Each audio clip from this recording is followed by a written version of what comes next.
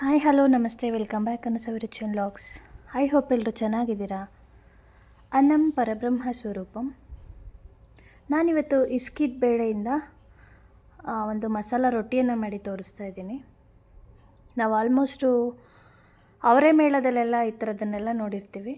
ತುಂಬ ಈಸಿಯಾಗಿ ಸಿಂಪಲ್ಲಾಗಿ ಅಷ್ಟೇ ಕ್ವಿಕ್ಕಾಗಿ ಮನೆಯಲ್ಲಿ ಮಾಡ್ಕೋಬೋದು. ಟೇಸ್ಟ್ ಕೂಡ ಅಷ್ಟೇ ಚೆನ್ನಾಗಿರುತ್ತೆ. ನೀವು ಕೂಡ ಮನೆಯಲ್ಲಿ ಒಂದು ಸಲ ಈ ರೀತಿ ಹಿತ್ಕವರೆ ಬೇಳೆ ರೊಟ್ಟಿಯನ್ನು ಟ್ರೈ ಮಾಡಿ. ಖಂಡಿತ ಎಲ್ರಿಗೂ ಇಷ್ಟ ಆಗುತ್ತೆ ಅಂತ ಅಂದ್ಕೊಂಡಿದ್ದೀನಿ. ಸೊ ಬನ್ನಿ ರೊಟ್ಟಿನ ಮಾಡೋಣ. ಯಾವ ರೀತಿ ಮಾಡ್ತಾಯಿದ್ದೀನಿ, ಏನೆಲ್ಲ ಇಂಗ್ರೀಡಿಯೆಂಟ್ ಯೂಸ್ ಮಾಡ್ತಾಯಿದ್ದೀನಿ ಅಂತ ನಿಮಗೆ ತೋರಿಸ್ತೀನಿ. ನಾನು ತುಂಬ ಈಸಿಯಾಗಿ ಮಾಡ್ಕೋಬೋದು. ರೊಟ್ಟಿ ಅಂತೂ ಟೇಸ್ಟ್ ತುಂಬಾ ಚೆನ್ನಾಗಿರುತ್ತೆ.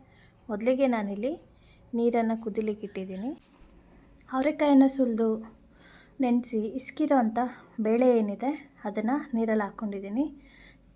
ಇದು ಬೇಯಬೇಕು, ಒಂದು 10 ನಿಮಿಷ ಸಾಕಾಗತ್ತೆ. ನಾನಿಲ್ಲಿ ಮಸಾಲ ರೊಟ್ಟಿಗೆ ಕೊತ್ತಂಬರಿ ಮತ್ತು ಸಬ್ಸಿಗೆ ಹಾಗೆ ಒಂದು 5ರಿಂದ 6 ಹಸಿಮೆಣಸಿನ್ಕಾಯಿನ ಹಚ್ಚಿ ಇಟ್ಕೊಂಡಿದ್ದೀನಿ.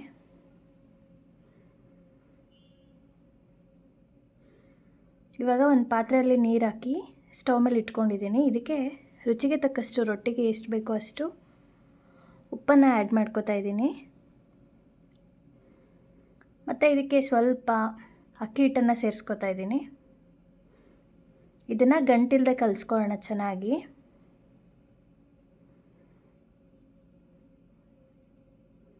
ನೋಡಿ ಕುದಿ ಬಂದಿದೆ. ಇದು ಚೆನ್ನಾಗಿ ಕುದಿ ಬಂದಮೇಲೆ ಬೇಯಿಸಿರೋಂಥ ಹಿಟ್ಕಿದ ಬೇಳೆ ಏನಿರುತ್ತೆ ಅದನ್ನು ಈ ಹಿಟ್ಟೊಳಗಡೆ ಹಾಕ್ಕೋತಾ ಇದ್ದೀನಿ, ಈ ಮಿಶ್ರಣಕ್ಕೆ. ಇವಾಗ ನಾನು ಒಂದು 2 ಸ್ಪೂನ್ ತುಪ್ಪನ ಸೇರಿಸ್ಕೋತಾ ಇದ್ದೀನಿ.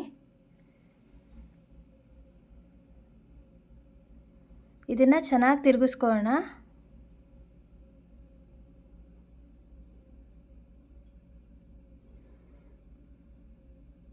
ಈ ರೊಟ್ಟಿ ಮಿಶ್ರಣ ತುಂಬ ಚೆನ್ನಾಗಿ ಕುದಿಬೇಕು. ಆವಾಗ ರೊಟ್ಟಿ ಸ್ವಲ್ಪನೂ ಕಿತ್ತೋಗೋದಿಲ್ಲ ಮತ್ತು ಎಲ್ಲೂ ಕೂಡ ಓಪನ್ ಕೂಡ ಆಗೋದಿಲ್ಲ. ಅಷ್ಟು ಚೆನ್ನಾಗಿ ಬರುತ್ತೆ.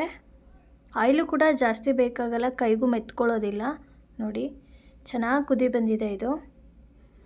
ಇವಾಗ ಇದಕ್ಕೆ ನಾನು ಕಟ್ ಮಾಡಿರೋವಂಥ ಸಬ್ಬಸಿಗೆ ಸೊಪ್ಪು, ಕೊತ್ತಂಬರಿ ಸೊಪ್ಪು ಹಾಗೆ ಮೆಣಸಿನ್ಕಾಯಿಯನ್ನು ಸೇರಿಸ್ಕೋತಾ ಇದ್ದೀನಿ.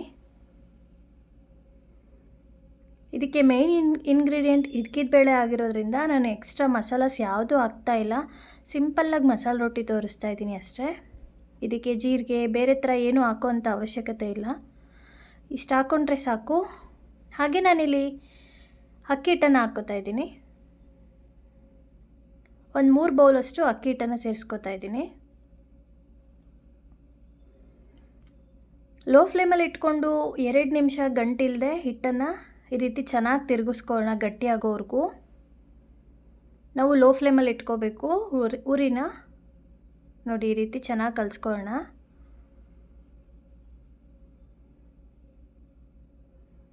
ಇವಾಗ ನಾನು ಸಣ್ಣದಾಗಿ ಕಟ್ ಮಾಡಿರೋಂಥ ಈರುಳ್ಳಿ ಏನಿದೆ ಅದನ್ನು ಸೇರಿಸ್ಕೋತಾ ಇದ್ದೀನಿ.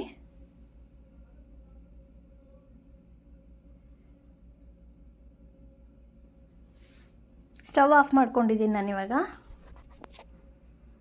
ಇಲ್ಲಾಂದರೆ ತುಂಬ ಗಟ್ಟಿಯಾಗಿಬಿಡುತ್ತೆ, ರೊಟ್ಟಿ ತೊಟ್ಟಲಿಕ್ಕೆ ಬರಲ್ಲ.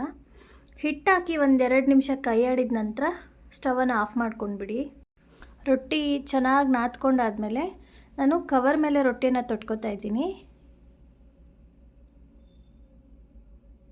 ಈ ಪೇಪರ್ ಮೇಲೆ ತೊಟ್ಕೊಳ್ಳೋದ್ರಿಂದ ರೊಟ್ಟಿ ಸ್ವಲ್ಪನೂ ಕಿತ್ತೋಗೋದಿಲ್ಲ ಮತ್ತು ತುಂಬ ಚೆನ್ನಾಗಿ ಬರುತ್ತೆ. ಹೆಂಚು ಮೇಲೆ ಹಾಕಿ ನಾವು ತವ ಮೇಲೆ ಹಾಗೆ ತಕ್ಕೋಬೋದು, ಅದು ಮೆಲ್ಟ್ ಕೂಡ ಆಗೋದಿಲ್ಲ.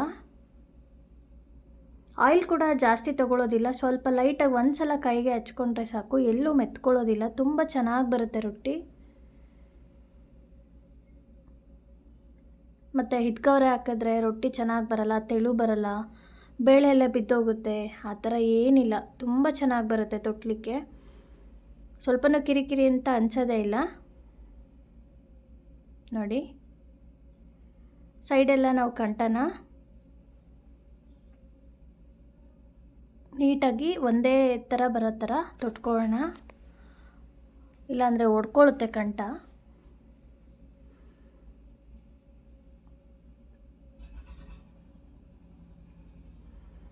ನೋಡಿ ಈ ರೀತಿ ತಟ್ಕೊಂಡಿದ್ದೀನಿ. ಮಧ್ಯೆ ಒಂದು ಪುಟ್ಟದಾಗಿ ಒಂದು ಓಲನ್ನು ಹಾಕ್ಕೋತಾ ಇದ್ದೀನಿ, ಏಕೆಂದರೆ ರೊಟ್ಟಿ ಚೆನ್ನಾಗಿ ಬೇಯುತ್ತೆ ಈ ರೀತಿ ಮಾಡ್ಕೊಳ್ಳೋದ್ರಿಂದ. ಇವಾಗ ತವಾ ಕೂಡ ಕಾದಿದೆ. ಒಂದು ಸಲ ನಾನು ಫಸ್ಟ್ನೇ ರೊಟ್ಟಿ ಅಥವಾ ಎರಡನೇ ರೊಟ್ಟಿಗೆ ಅಷ್ಟೇ ನಾನು ಆಯಿಲನ್ನು ಹಾಕ್ಕೋತಾ ಇದ್ದೀನಿ. ನೋಡಿ ಈ ರೀತಿ ಹಾಕಿ ತೆಗೆದ್ರೆ ತುಂಬ ಚೆನ್ನಾಗಿ ಬರುತ್ತೆ. ಆಮೇಲೆ ಆಯಿಲ್ ನೆಸೆಸಿಟಿ ಕೂಡ ಇರೋದಿಲ್ಲ. ಒಂದು ಸಲ ಕೈಗೆ ಹಚ್ಕೊಂಡ್ರೆ ಸಾಕು.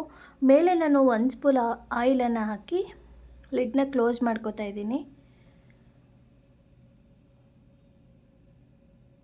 ಮತ್ತು ನಾವು ನಾರ್ಮಲಾಗಿ ಮಸಾಲೆ ರೊಟ್ಟಿ ಇದೆಲ್ಲ ಮಾಡಿದಾಗ ಎಣ್ಣೆ ಹಾಕಿ ತೊಟ್ಟೋದ್ರಿಂದ ಹೊಗೆ ಕೂಡ ಜಾಸ್ತಿ ಬರುತ್ತೆ, ಅಥವಾ ನಾವು ಹಿಟ್ಟನ್ನು ಹಾಕಿ ತೊಟ್ಟಿದ್ರೂ ಅಷ್ಟೇ ತುಂಬ ಹೊಗೆ ಬಂದುಬಿಡುತ್ತೆ. ಬಟ್ ಇಲ್ಲಿ ಈ ರೊಟ್ಟಿಗೆ ಮಾತ್ರ ಸ್ವಲ್ಪನೂ ಹೊಗೆ ಕೂಡ ಬರಲಿಲ್ಲ, ಏಕೆಂದರೆ ನಾನು ಆಯಿಲ್ ಕೂಡ ಜಾಸ್ತಿ ಯೂಸ್ ಮಾಡಿಲ್ಲ ಮತ್ತು ಡ್ರೈ ಹಿಟ್ಟನ್ನು ಕೂಡ ನಾನು ತಟ್ಟಲಿಕ್ಕೆ ಯೂಸ್ ಮಾಡಿಲ್ಲ. ಹಾಗಾಗಿ ಈ ರೊಟ್ಟಿ ಅಂತೂ ತುಂಬ ಚೆನ್ನಾಗಿ ಬಂತು.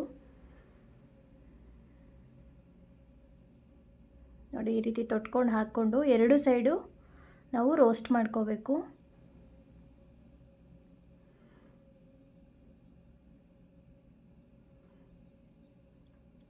ತುಂಬ ಚೆನ್ನಾಗಿ ಬರುತ್ತೆ ರೊಟ್ಟಿ ಈ ರೀತಿ ಮಾಡೋದ್ರಿಂದ. ಬೆಣ್ಣೆ ಮತ್ತು ಚಟ್ನಿ ಇದ್ರ ಜೊತೆ ಸೂಪರ್ ಕಾಂಬಿನೇಷನ್ ಆಗಿರುತ್ತೆ. ಇದಕ್ಕೆ ಪಲ್ಯ ಸೂಟ್ ಆಗಲ್ಲ, ಚಟ್ನಿನೇ ತುಂಬ ಚೆನ್ನಾಗಿರುತ್ತೆ.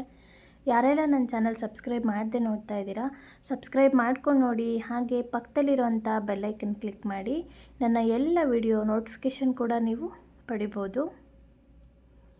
ನೀವು ಕೂಡ ಮನೆಯಲ್ಲಿ ಹಿತ್ಕೋರೆ ಬೇಳೆ ರೊಟ್ಟಿನ ಟ್ರೈ ಮಾಡಿ. ಖಂಡಿತ ಎಲ್ರಿಗೂ ಇಷ್ಟ ಆಗುತ್ತೆ ಈ ಟೇಸ್ಟ್ ಅಂತ ಭಾವಿಸಿದ್ದೀನಿ. ನನ್ನ ಈ ವಿಡಿಯೋ ಇಷ್ಟ ಆದಲ್ಲಿ ಫ್ಯಾಮಿಲಿ, ಫ್ರೆಂಡ್ಸ್, ರಿಲೇಟಿವ್ಗೆ ಶೇರ್ ಮಾಡಿ. ಹಾಗೆ ಹೇಗಿತ್ತು ಅಂತ ಕಮೆಂಟ್ ಸೆಕ್ಷನಲ್ಲಿ ತಿಳಿಸಿ. ನೀವು ಕೂಡ ಮನೆಯಲ್ಲಿ ಟ್ರೈ ಮಾಡಿ. Thank you for watching. Take care. Bye.